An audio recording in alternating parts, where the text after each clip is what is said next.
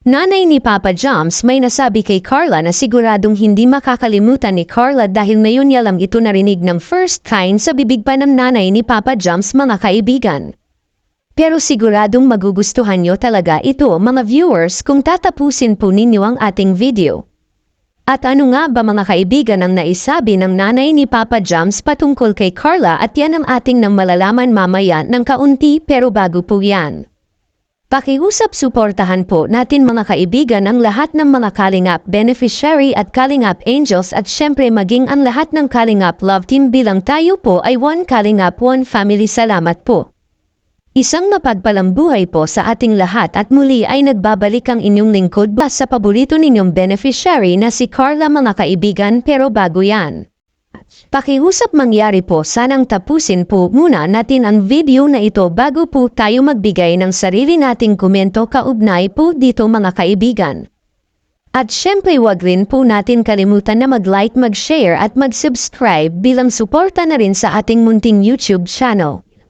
Pero syempre wag rin po nating kalimutan suportahan ang mag-amang matubang na si Kuya Val at Kalingap Rob, lalo na sa kanilang mga charity works. Salamat po. At nanay ni Papa Joms may naisabi kay Carla, bagay na siguradong hindi makakalimutan ni Carla, pero bago yun pag-usapan po muna natin ito, mga kaibigan. Siguradong marami pang mga viewers ang hindi pa rin nakaka-get over sa unang pagtatagpo ng nanay ni Papa Joms at ni Carla.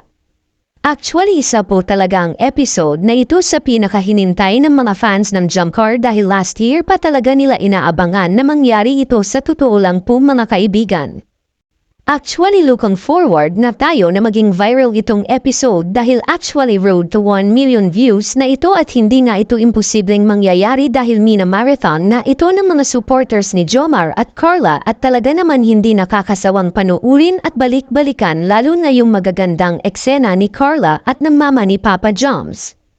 Sa kasalukuyan, mga kaibigan, ay halos malapit na itong mag 700,000 views at ongoing pa rin sa pagtaas ng views ang video na ito sa loob lamang ng 3 araw, mga kaibigan. Ang totoo niyan, mga kaibigan, kahit napakatagal na ng love team nila Carla at Jomar ay napakapatok talaga nila sa viewers, at talagang stable ang kanilang nakukuhang views na hindi bumababa ng 500,000 views per video. Well, patunay lang yan na malakas talaga ang Jumcar. Kahit meron mga bagong love team sa loob ng Kalingap, ay nanatiling matatag talaga ang samahan nila Carla at Jomar sa kanilang mga supporters at viewers. Samantala, heto na nga, mga kaibigan, ang hindi makakalimutan ni Carla na sinabi ng nanay ni Papa Joms. Makikita po natin yan sa video. Wala kayo, mabait naman yan si Mama. Ano, may request ka pa? Mama, Mango Graham! Mango Graham ko eh. Mango Graham. Oo. Ay, meron. Gusto ni ka lang Mango Graham? Oo, papili pa ba? Okay na po ang ano po. Okay na po ang ano po. Masabay ko naman sa... Joke lang. Baka naglilihin na. Ay, Mama! Baka naglilihin na. Ay, Mama!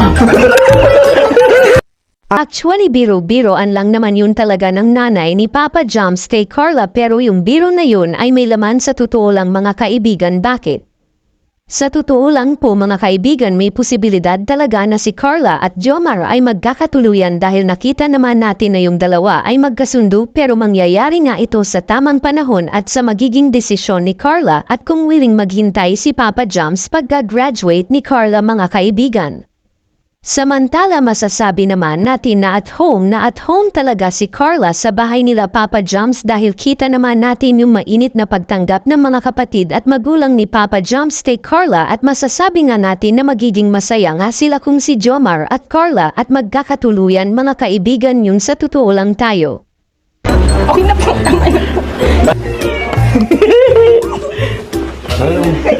Naku, nakaya, baka mapanood nila ano. Anisin siya, baka anong isipin nila.